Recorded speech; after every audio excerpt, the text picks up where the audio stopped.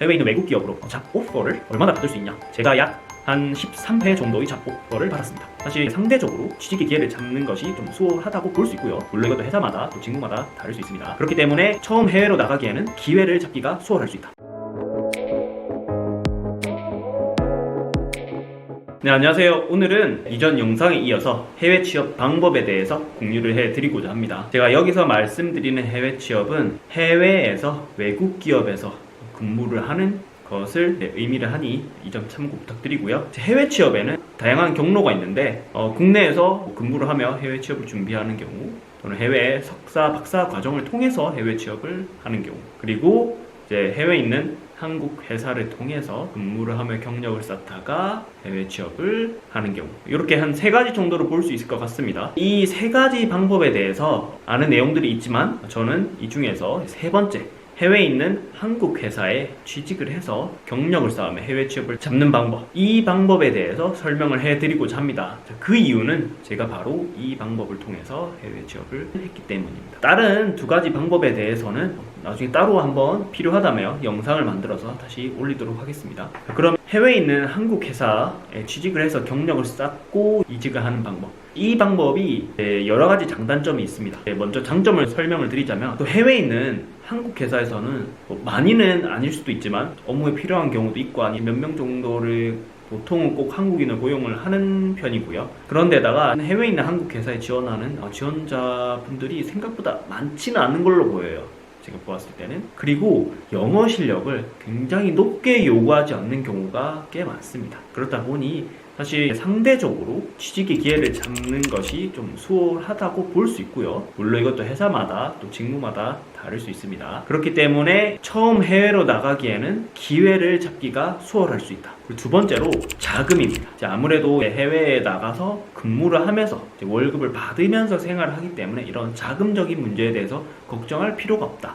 이 부분이 굉장히 큰 메리트입니다. 그 3번째로 아무래도 한국 회사에서 한국인을 고용을 한 거기 때문에 보통은 항공권, 비자, 주거에 관해서 지원을 해줍니다. 그렇기 때문에 큰 불편함 없이 해외로 갈 수 있다는 것, 이것이 3번째 장점입니다. 그 4번째 장점은 무엇이냐? 저 같은 경우도 그랬고, 그때 같이 근무를 하던 많은 동료분들도 그랬지만, 주말마다 다른 나라로 또는 다른 지역으로 여행을 많이 다닐 수 있습니다.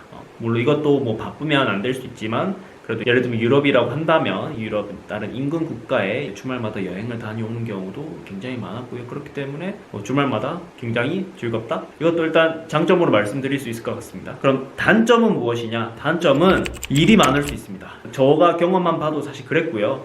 제 지인분들도 이제 똑같이 굉장히 바쁜 일정을 소화를 많이 했었고요. 가령 예를 들자면 한 몇 개월 동안은 집에 도착한 시간이 거의 저녁 10시, 11시가 된 경우가 굉장히 많았었고, 심지어 주말 중 하루를 출근한 경우도 꽤 많았었습니다. 물론 이게 항상 그랬던 건 아니고요. 이제 업무에 익숙해지고 많은 일을 해결함으로써 점차 줄어들었지만, 제 경험이나 지인분들 말씀으로 다 들어봤을 때 이제 해외에 있는 한국 회사로 가시게 되면 일이 많아서 야근해야 되는 경우가 많을 수 있다. 이 점은 좀 생각을 해주시면 좋을 것 같습니다. 모든 회사가 그런 건 아닙니다. 하지만 그럴 확률이 높다라고 말씀을 드릴 수 있을 것 같습니다. 그러면 이제 해외에 있는 한국 회사를 가서 근무를 하고 경력을 쌓으면 실제로 해외에 있는 외국 기업으로 잡 오퍼를 얼마나 받을 수 있냐? 제 경험에 비추어 보면 제가 약 한 13회 정도의 잡 오퍼를 받았습니다. 그 중에 한 10개, 11개 정도가 유럽에 있는 헤드헌터로부터 잡 오퍼에 대한 연락을 받았었고요. 나머지 2곳은 아시아 국가였습니다. 그렇기 때문에 제 경험상 말씀드릴 수 있는 것이, 해외에 있는 한국 회사에서 근무를 하면서 경력을 쌓으면 해외의 헤드헌터로부터 잡 오퍼를 받을 수 있는 확률이 높다. 이렇게 말씀을 드릴 수 있을 것 같고요. 그렇기 때문에 제가 아까 영상 초기에서 말씀드린 해외 취업에 대한 여러 가지 방법 중에서도 이 방법을 가장 추천합니다. 자금적인 문제 없이 지낼 수 있고, 그 와중에 해외에 있는 다른 외국 기업으로의 기회를 준비할 수 있기 때문입니다. 이렇게 해서 해외 취업을 할 수 있는 여러 경로 중 하나인 한국 회사에 취업해서 근무 경력을 쌓는 방향에 대해서 설명을 드렸는데, 해외 취업을 준비하고 계시거나 또는 희망하시는 분들은 내용을 참고하셔서 본인이 하고자 하는 방향을 결정해 주시면 좋을 좋을 것 같습니다. 제가 공유해드린 내용이 도움이 되었으면 하는 바람이 있고요. 내용이 유익하셨다면 꼭 구독과 좋아요 부탁드리겠습니다. 네, 영상은 여기서 마치겠습니다. 감사합니다.